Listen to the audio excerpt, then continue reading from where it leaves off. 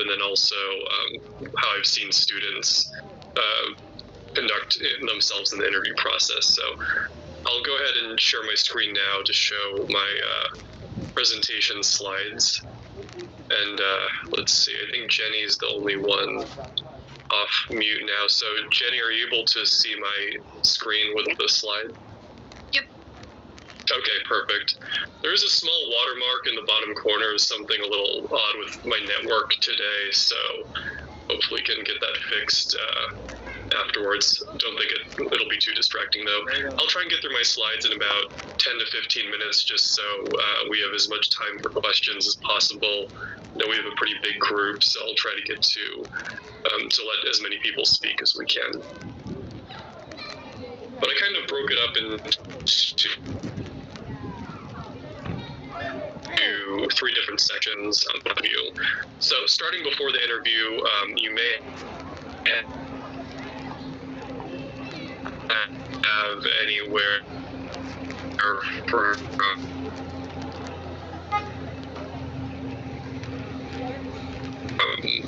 a few pieces of your research, and that includes a bunch of different aspects of the job in the company. So first, of course, is the job description.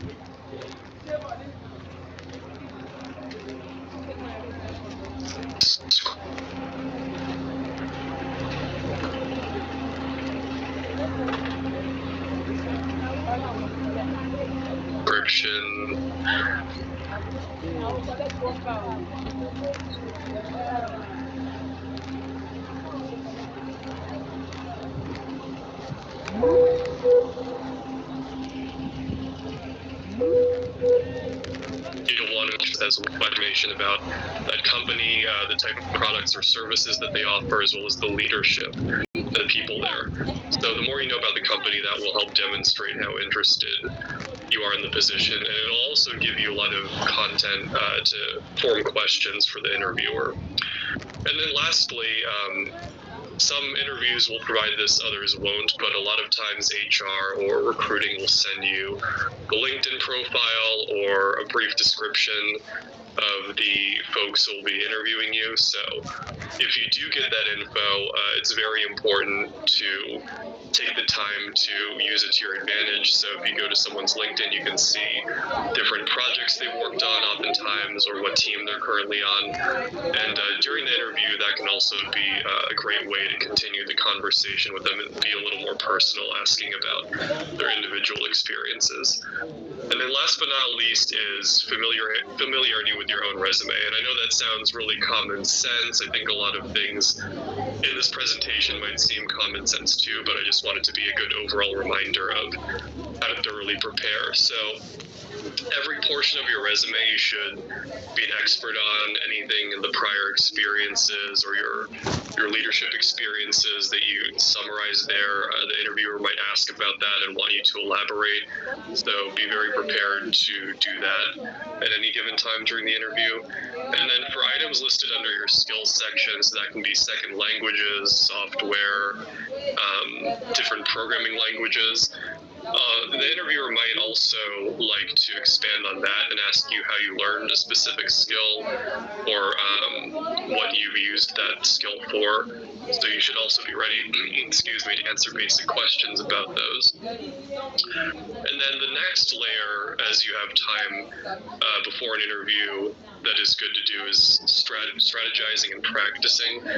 So for a longer form interview with multiple interviewers, which is fairly common as a prerequisite to getting an offer, it's good to research online or through more experienced friends or mentors, what kind of questions are commonly asked in an interview setting. So there's a lot of online articles and free resources with information like that. So I highly recommend taking a handful of those questions and formulating answers to them on your own own time, either on note cards or you can type them up as well if that's easier for you. But I think it's good practice to write down bullets based on your past projects, classes, and jobs that you can not necessarily memorize, but just have an overall familiarity with, and you can pull from these quickly during an interview just to reduce the amount of nervousness you have. That way you feel more prepared if you're writing these things down beforehand. And even better, if you have friends or mentors who would be willing to give you a mock interview, that's a really great way to practice your speaking skills and your interviewing skills in real time. So that'll help you be even more prepared for the actual interview day. And then lastly, the very day of the interview, a few minutes before that morning or afternoon, make sure to wear professional attire and to present yourself well. Of course, be well groomed and put together, especially for an in-person interview, but also for virtual interviews. You don't necessarily need to wear full suit or formal dress for a virtual interview, but at least wear something that you would be comfortable wearing in an office that you think would be sufficiently professional. And then lastly, you don't want to do all this great preparation only to have a bunch of trouble with your Wi-Fi or your audio at the last minute when you're joining an interview, because that can also be the source of a lot of stress too. So make sure to log on your computer a bit early.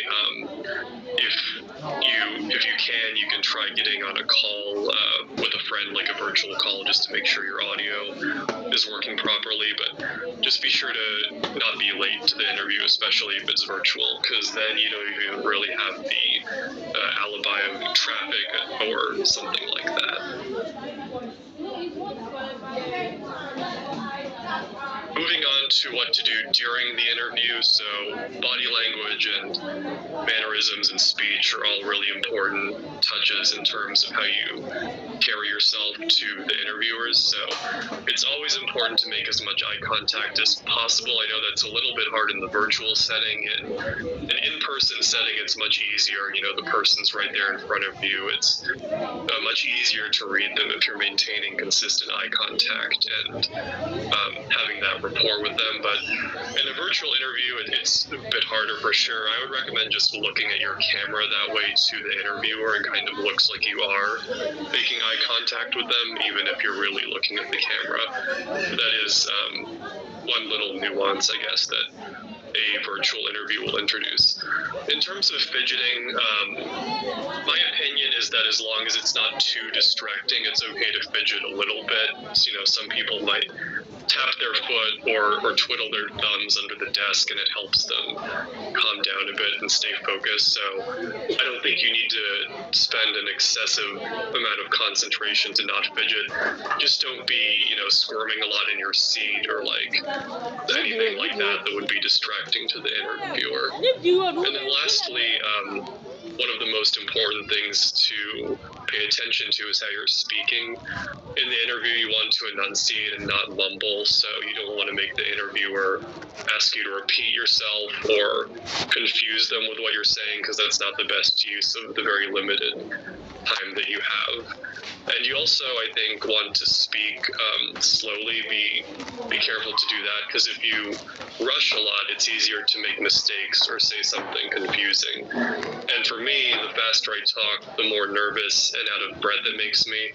So it can also be your advantage in that sense during the interview to speak slower. That way you have more time to think about what you're saying and provide a thorough answer. Attitude is very important too. Obviously, you want to maintain a professional language and tone, you know, avoid slang, etc. that would be okay with your friends or maybe in the college class, but not so much in the workplace or the corporate setting. Be sure to give as much details in your answers as possible. This shows that you're invested and you respect the interviewer's time. Overly short answers kind of give the impression that you don't care so much about getting your point across necessarily. You don't need to be too long-winded, but any detail that you think you would want from your answer, you should provide so that the interviewer fully understands your background and your qualifications. And lastly, show your interest by be preparing a lot of questions.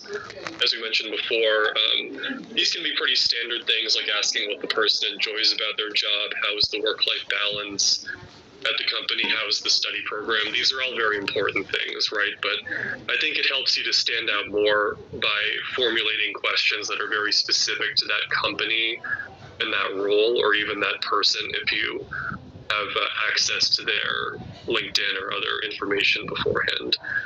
And most importantly, don't be afraid to ask questions. It's okay to ask for a little bit of time to think of an answer. I think it's somewhat common that an interviewee will ask me if they can have a second to think about the answer to one of my questions, and I think that reflects perfectly fine on them. It doesn't make me feel that they weren't prepared. Sometimes you just need a moment to center yourself, but of course do that within reason. Don't take an excessive amount of time to just sit in silence thinking. Just take a few extra seconds if you ask them that question. If you're confused, always ask for clarification, because if you start out on an answer not fully understanding the question, that's not the best impression for the interviewer either. If there's something ambiguous that they say or somewhat confusing, definitely ask for a clarification on any part of the question that you didn't really understand. And this especially goes for sometimes companies will provide a question in advance, like an analytical or attention to detail type question for actuarial analysts, or like a simple exhibit. With these especially, you want to at least look at them a day or two before the interview so that you can really show that you're fully prepared and that you contemplated the information they gave before the interview. Because that will be, that question will certainly be something that they weigh very heavily in any decision process. Lastly, at the end of the interview, you can ask when they may reach out to you again with an answer or an update on the recruiting process, and also whether they need any further info from you in order to move forward. Oops. Lastly, after the interview and beyond, obviously it's a kind of a stressful experience, right? To go through an interview, you're meeting a few new people who in some cases can be a little bit intimidating, and obviously an interview can be pretty high stakes, right? It's determining your employment. So after the interview, especially if it's a longer form one with multiple sessions, definitely relax and unwind a bit at the end of the day, and reset for the next day or the next interview if you have another one coming up. I think it's also really important to send a thank you email to the interviewers. I can attest to past experiences as an interviewer when a candidate sends me a thank you email. It makes me feel that they appreciate my time, especially if they mention something during our conversation that we talked about. It's very obvious that they were engaged and that they were paying attention. So I think that's a really important practice to cultivate, especially as a prospective intern or college student. And if a company takes longer than they said they would to respond to you, I think unfortunately it is common from just sending in an application or having a phone screening to sometimes not hear back, even in the event of rejection. But if you do make it to the interview stage, the company that values your time will certainly at least send an email if they decide not to move forward with you. So if you hear from an interviewer that you should hear back in 2 or 3 weeks, and it's been a little over 3 weeks or a month, it's perfectly fine, in my opinion, to just send a quick follow-up asking if there's any new updates or information. And definitely don't get discouraged. I would say, especially as a college student or entry-level prospect, it is pretty hard sometimes to land interviews or let alone job offers, just by the nature of the job market and how impacted it is. But as you start your career and you have a few years under your belt, a few exams, the tables really do turn, and you get recruiters reaching out to you and a lot more flexibility and viability in the job market. So definitely don't get discouraged in those times when it's kind of hard going through the interview or the recruiting process. And last of all, before I wrap up, suppose you get an offer, you're super excited, and you're getting ready your first day. Remember, first impressions are very important, so obviously present yourself well and dress professionally for your new job, and essentially continue the same level of professionalism that you demonstrated during the interview and the recruiting process when you become part of the workplace, because you obviously don't want to have a noticeable difference in the way that you sold yourself as a candidate versus how you actually show up in the office. But that's all I had lined up in terms of my slides. Hopefully those were some helpful tips for everyone, and looking forward to getting into some Q&A. Great, thanks, Jonathan. Looks like I think my video's on too. Yeah, I can see you now. Awesome. Hi. Thank you so much for that. I think that was very helpful to get a holistic view for the students. If we can go back to maybe step one of before the interview, could you talk a little bit about what they can do to kind of calm their nerves right before an interview? Yeah, I would say in terms of nerves, it's actually very similar to taking an exam. If any of you had an exam before, definitely have a good breakfast or lunch. Make sure you're hydrated, because if you're not physically, at your top level, like with an exam, you won't perform as well in an interview if you're really hungry or thirsty, or just otherwise not super comfortable in that way. I guess I alluded to again the speaking cadence. One thing I notice, especially with younger college students, like second or third years in the interview setting, they will come in with like an elevator pitch. Sometimes like you can tell that they've memorized it verbatim from something they wrote down, and they like fly through it.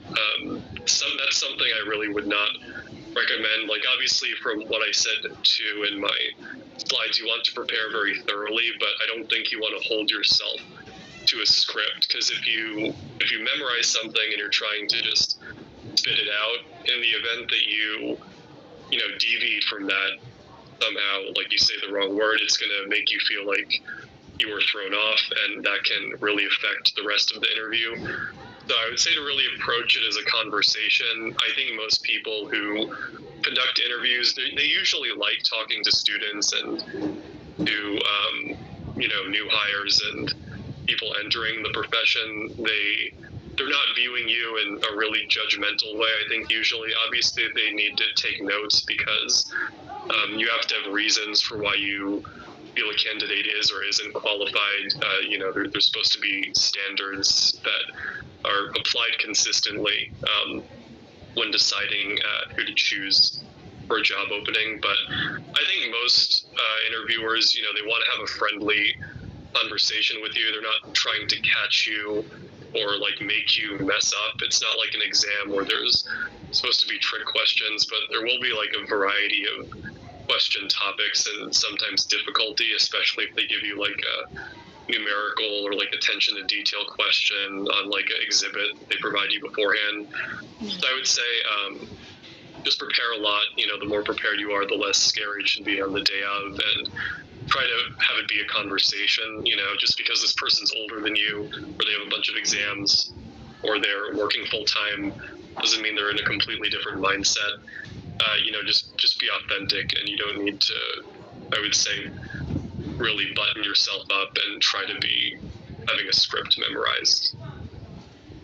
Yeah, I think that's great advice. I would also say, I'm currently a student right now. I'm in grad school, so I'm about less than a year out from re-entering the job market.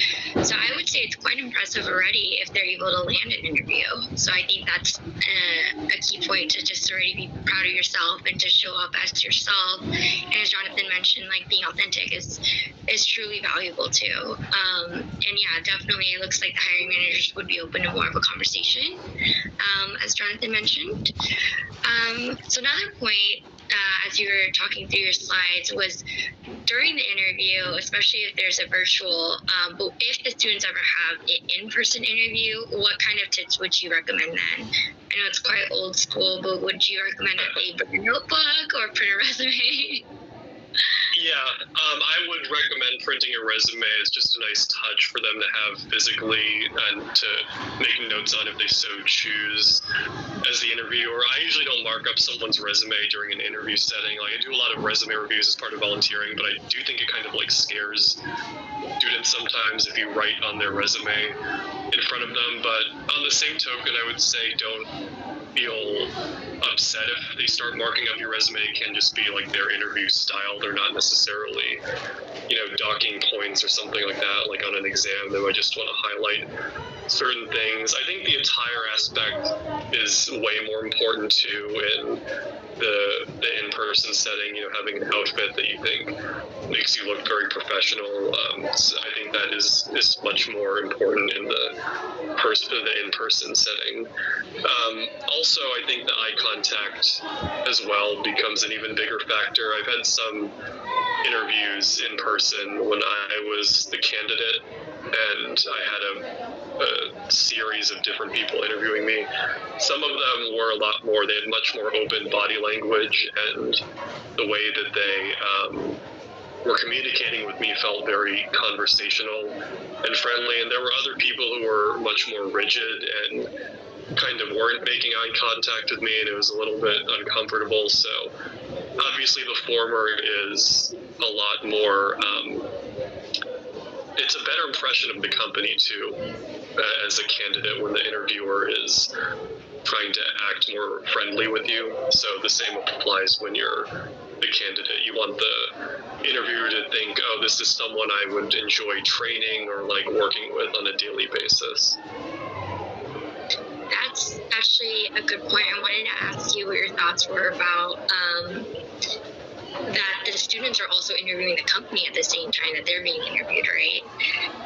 Yeah, that's a great point. I actually wanted to touch on my slides, but I kind of forgot a little bit. But yeah, it's a two-way street, right? In an interview, the way that the company or the recruiters communicate with you demonstrates how much they respect your time.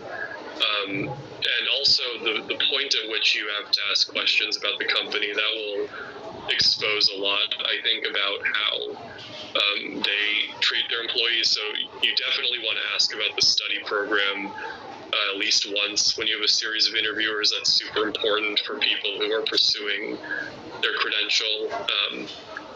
Or another thing is asking about work-life balance. I think there's a variety of ways you can ask about that, and I feel that the amount of detail that an interviewer gives in response to it does expose the truth about how things are at their company, because no one is ever going to say, oh, there's bad work-life balance at, the job that you're interviewing for.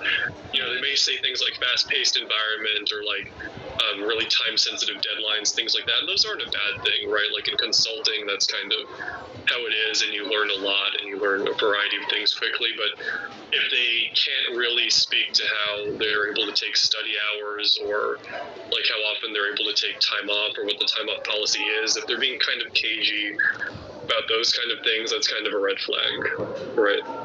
Yeah. And then in internship, a lot of people these days say, oh, it's like a 10-week or a 3-month interview. I think you really can see an internship as an extended interview process. Like every day you're kind of showing up and demonstrating your capabilities to the employer. So not to make you nervous, obviously, because everyone knows like an internship is like a temporary engagement. It's not a guaranteed thing, but that is one way to think of it. I feel like it's an extended interview. Well, thank you. Just looking at time, I would like to open up the floor. So if anyone wants to come off mute or start asking questions in the chat, and we do have one question already from Justin. So when people talk about attention to detail or detail-orientedness in the context of the workplace, what would be a good example of that? The meaning of that has always been unclear to me. Yeah, so I think there's a lot of things. Great question, by the way. So I think we can expand on that in a few different ways. In terms of questions or interview scenarios that are provided in advance of an interview, some companies will give you like a simple exhibit with synthetic data, maybe like pricing or reserving, or like some other kind of basic deliverable that might be used in the job, and it'll have either some kind of errors or like ways to improve it. And a lot of times during the interview, they'll ask, what would you change about this document? Like, what are some things that stood out to you, things like that. So that's kind of an empirical way that they can kind of test your attention to detail in that setting. But in terms of hypothetical questions and like anecdotes from your past, to demonstrate that you have attention to detail, like a really common question will be like, tell me about a time when you made a mistake and you had to own up to it and you had to correct it. So in that question, show that you understand why you made a mistake, how you would not repeat it in the future, and then also how you would avoid similar mistakes in the future. Because a really key part of being an actuary is to compare like current and prior versions of the same work product and understand what updates were made and why they were made. So that's kind of part of the hands-on aspect of the job. So those kinds of interview questions are how a company can kind of, lack of a better word, without having you do like a full-on project with them. But some companies will even have like a case study like that you perform, more so than just like a basic question that's provided before the interview. So there's definitely a like spectrum of ways that a company might approach that. Thank you. We have another question from Kevin. If you receive a rejection email specifically after an interview, how do you respond to a rejection email? Should you even bother to respond? Yeah, another great question. So in general, I would say it's good to respond, especially if it's a company you would like to work for in the future. It's always good to like maintain that connection, be gracious, especially if you had a good experience with any of the interviewers on a personal level. I think it's fine to, connect with them on LinkedIn. If you had a good conversation, that way you can pay attention to what they post or what their company posts about future opportunities. I think there are some cases when you receive a rejection email where if you weren't necessarily treated professionally, either by the company or the recruiter or one or more of the interviewers, that definitely can happen. And I think if that is the case and it's not really a company that you'd want to work for in the future because of that, then it's not really worthwhile, in my opinion, to provide a response there. It's not really worth your time. But in general, I would say it's good to respond even if it's a rejection. Looks like someone has their hand up. We can go to them and then move on to the next chat question. My question is essentially, if the interview didn't go, how would you word a thank you letter for an interview that, in your opinion, went well versus an interview that clearly didn't? Essentially, like it was good, it was respectful, but like you kind of get this feeling that things went well versus they definitely did not go well. I see. And so just so I understand, you're asking like how to frame the thank you email in this situation. In that case, I would say honestly, the way I kind of look at interviews is kind of like a sports game or like a artistic performance. You kind of just leave it all on the field, right? You just do your best, and sometimes it's not going to go super well, and you just try to learn from that in the future. In the thank you email, I wouldn't necessarily say, I feel like I did this wrong. Maybe they gave you like some kind of scenario about like actuarial data, and you'd say, I do this instead. I don't necessarily think doing that would help your case one way or another, because the interview is kind of over at that point. I don't think you need to correct yourself. And sometimes, the interviewer actually thinks you did all right. And you don't really know what's in their head. I would say, like, don't get into your head too much. You know, sometimes I think myself, I do get a little bit of anxiety after the fact if I didn't totally answer a question to the best of my ability, but that just kind of comes with the territory. So I don't think you need to expand on that in the email, especially because if the interviewer thinks you did okay, it can kind of, you know, send them thinking back and second guess themselves. And, you know, if they don't think you did that good in the moment, I don't think it's going to benefit you that much bringing it up in the thank you email. So my recommendation is just to kind of, you know, politely say thank you. I enjoyed our time together, and you can briefly, like, touch on some aspect of the conversation, but I wouldn't try to re-explain yourself or anything like that. Thank you. Sure. Do you see any more hands up, Jonathan? I don't see any hands up. I think there's a few more chat questions, though. Perfect. Okay, I'll go back to the chat. So Kelly would like to know, how quickly are you expected to respond to emails or send thank you notes? Yeah, so in terms of responding to emails, I think if it's related to the timing of the interview or any logistics, I would say you should attempt to respond as soon as possible, at least same day, because the recruiters are super busy and they're, like, balancing a bunch of people's schedules in order to determine, like, the order of interviews and things like that, and they're also balancing the interviewer schedules. For the thank you notes, I don't think you need to be that abrupt. Like I said, after the interview, I'd take a break and unwind a little bit. If it was like a morning interview, I'd probably try to send thank yous, you know, like around the end of the day, like later in the afternoon. If it was like an afternoon interview, I would just log off for the day, and then sometime the following day, like send them a thank you. But you don't need to be super fast for the thank yous. I think within like a day or so, a day or two is fine. Definitely prioritize anything related to scheduling, though, to be really prompt with that. For a follow-up on that, how would you do the subject header for thank you note or thank you email?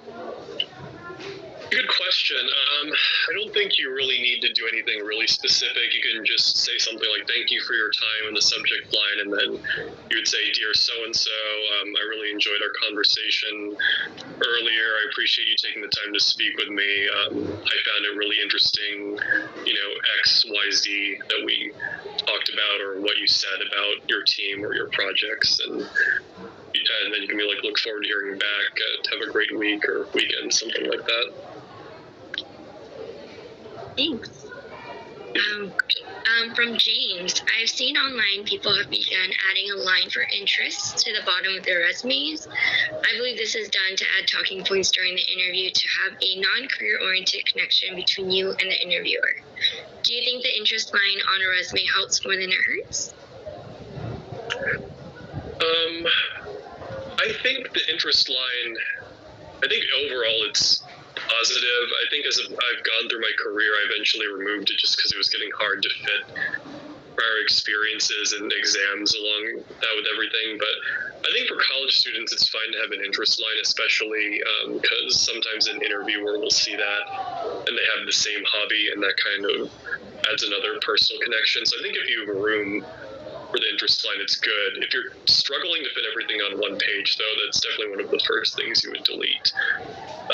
One other thing I forgot to mention is in terms of interview length, I've had some mentees ask me about this in the past. I would not read too much into how long the interviewer takes asking you questions in terms of inferring how you did, because I've had some great interviews that I went through the questions really quickly, and some that were also good, and we took almost the whole time with my questions because we expanded on it so much and we didn't have too much time for the candidates' questions. So whether it's short or long, I would try not to read into that too much. It can just be how much the interviewer prepared beforehand in terms of their questions. And sometimes they'll get more interested in responding to your questions. So in terms of the length of their segment, I wouldn't read too much into that. Actually, I have a follow-up for that in terms of resume length. do you have a preference on like having it be strictly a one-page resume?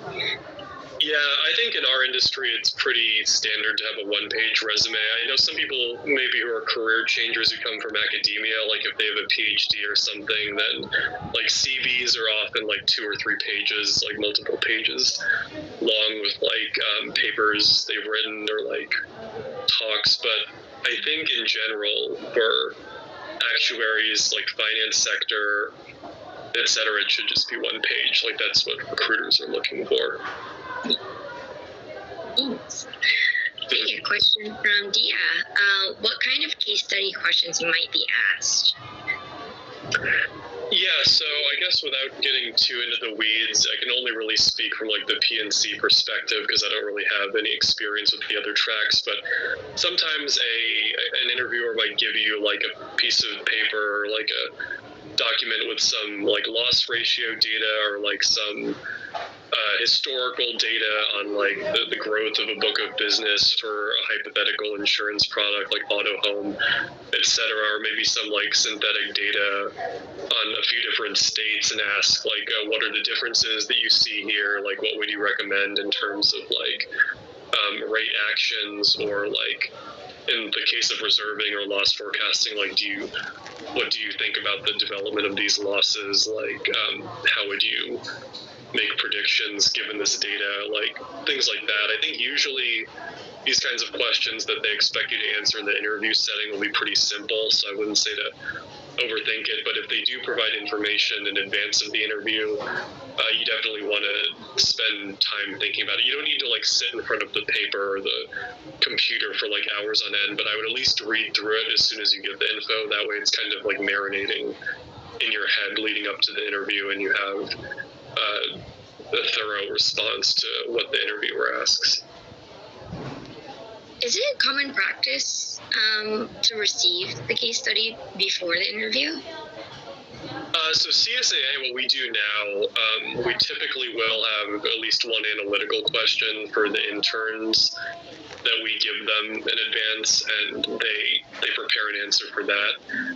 Another company I've interviewed with had pretty extensive, like not case studies, I guess, but like preparatory exercises. They used to have some like programming questions that you would write some basic code to execute, and they also had some exhibits that you were supposed to find errors in or like make improvements on. So sometimes companies will do that. Yeah. Cool. We still have time left for more questions if anyone wants to come off mute or throw more in the chat.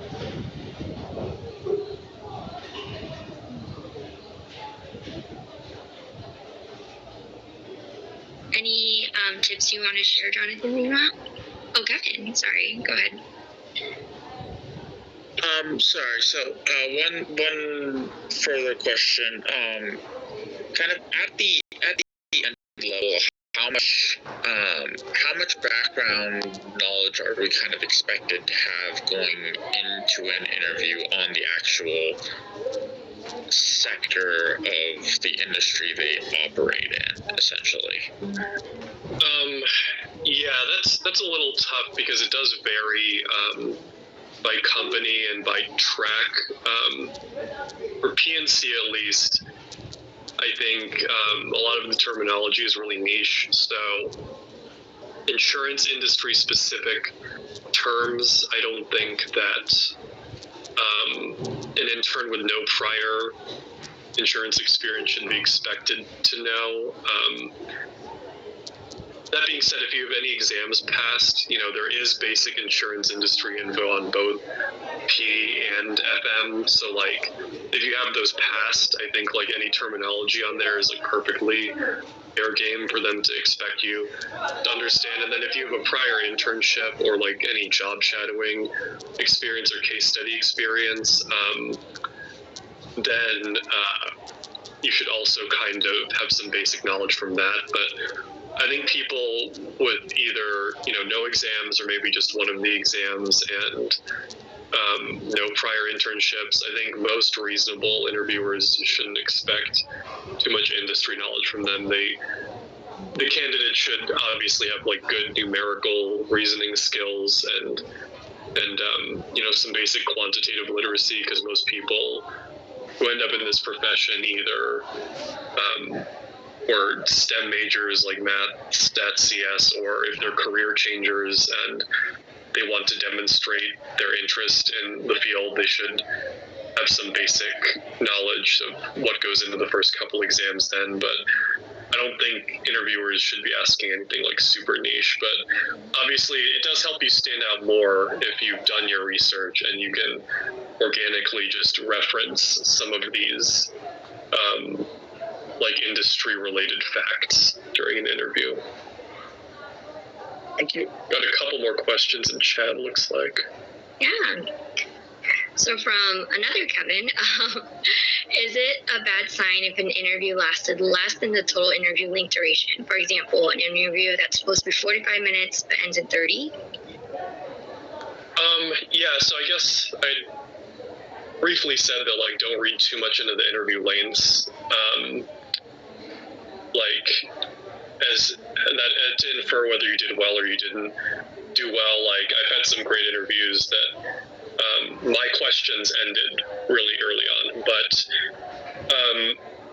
if you are completely done well before the end of the interview, say like both their questions and your questions you've gone through and there's still like 10 plus minutes left, I would say that's probably not a good sign. You want at least enough of your own questions to fill the conversation. I think if you're ending like way before the conclusion of the interview, like 30 minutes versus 45, like to that extent where it's like 2/3 of the allotment, that might be a sign that you weren't necessarily giving as much detail as they would want. And I don't think it's a deal breaker necessarily, but you want to be careful to not only give detailed answers, but also a lot of your own questions, so that way you won't be worrying about that as much.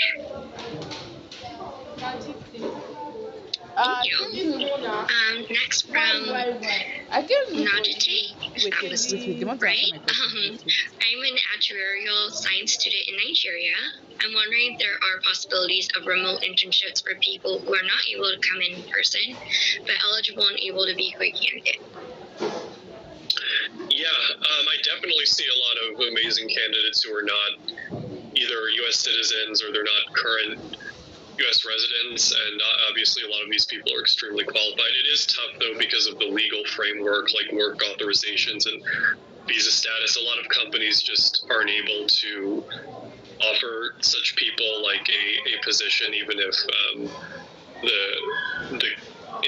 the student or the candidate and like people they've met at the company get along really well. But some larger firms do still hire people who are going through the visa process. So sometimes you can find such availability. It's just a little bit harder at the mid-sized and smaller companies, especially, to find something that will work in that case. But all of the affinity groups, have people who are from overseas. Abacus, Sana, AIBA, like all 6 affinity groups definitely have people who have gone through that experience. So for anyone who's trying to navigate that now, I would say definitely to your benefit to join as many of these groups as possible so you can encounter people who went through that, like what you're trying to do. Okay. That's great.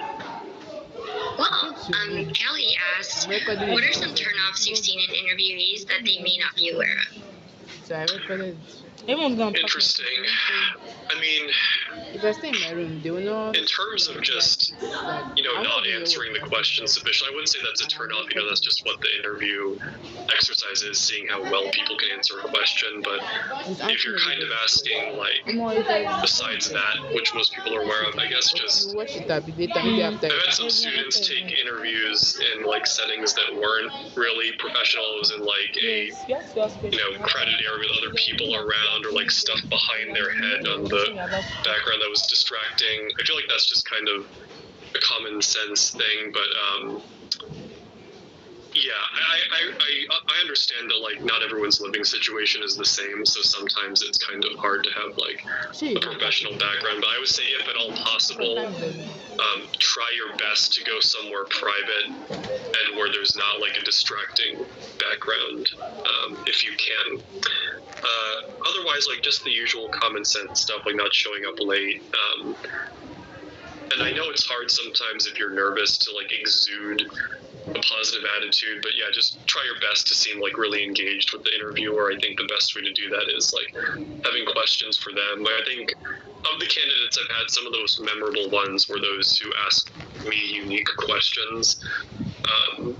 So that just speaks to like preparedness. I think once you're in the interview setting, it's a little hard to adjust, but I try not to be too self-conscious like in the moment itself. That's a really good segue to the next question. And I apologize if I'm not pronouncing this correctly. Aditown would like to know, are there specific questions I should always prepare to ask at the end of an interview?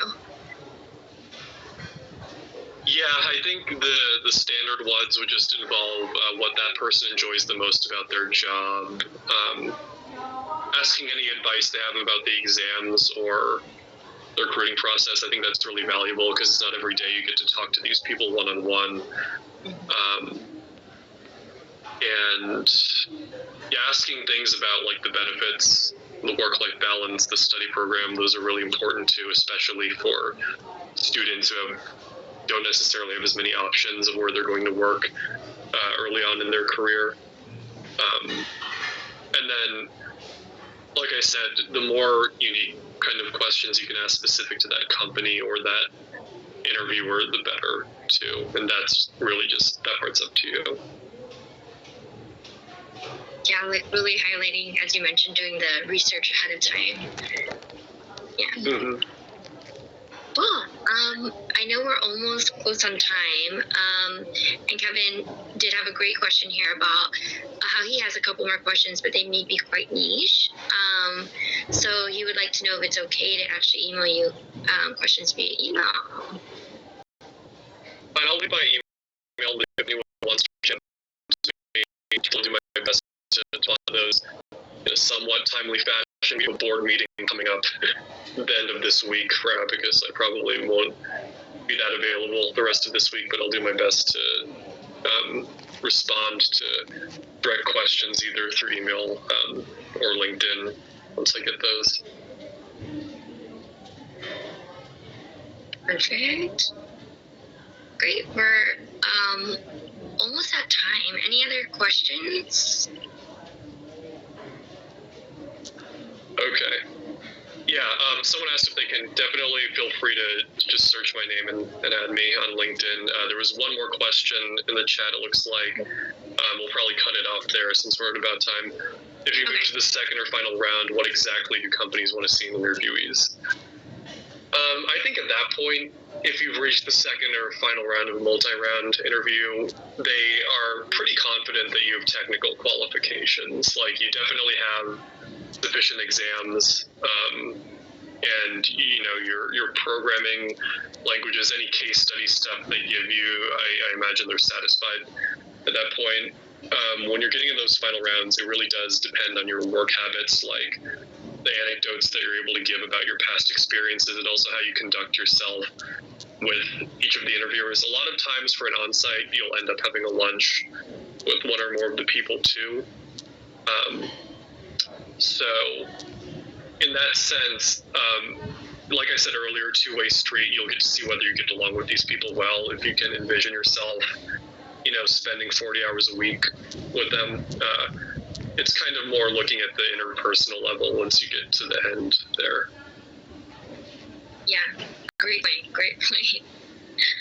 Any final takeaways you want to add, Jonathan? No, I'd say just best of luck to everyone in the job search journey. It's kind of tough sometimes, but just do your best, and we at Abacus will be rooting for you.